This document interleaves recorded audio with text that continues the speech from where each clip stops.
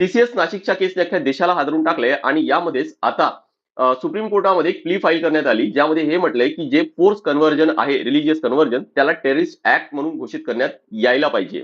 पण असं का? यासाठी आपल्याला त्यांची मोडस ऑपरेंडी समजून घ्यावं लागणार आहे. आणि त्यांनी हे म्हटलंय या प्लीमध्ये की हे नॅशनल सिक्युरिटीसाठी सुद्धा धोका आहे. नेमका समजून घेऊ की त्या प्लीमध्ये त्यांनी काय म्हटलंय. त्यांनी हे म्हटलंय की it is not isolated incident, म्हणजे हा फक्त एक वेगळा फक्त कन्व्हर्जन पुरताच मर्यादित नाही आहे, तर हे एक कोऑर्डिनेटेड ऑपरेशन आहे. यामध्ये मल्टिपल ऍस्पेक्ट्स आहेत आणि मल्टिपल अँगल्स आपल्याला पाहायला मिळतील, इन्क्लुडिंग, आणि हे मुख्यतः कोणाला टार्गेट करतायत, वल्नरेबल सेक्शन्स आहेत, इन्क्लुडिंग विमेन आहे, त्यासोबत इकॉनॉमिकल विकर सेक्शन आहे आणि ट्रायबल पॉप्युलेशन आहे, यांना मुख्यतः टार्गेट करतायत.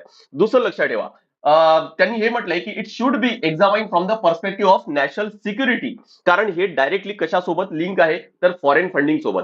हा फक्त आपल्या देशापुरताच मर्यादित नाही आहे, तर यासाठी बाहेरून इतर देशातून सुद्धा फंडिंग आहे, येत असेल असं त्यांनी म्हटलंय.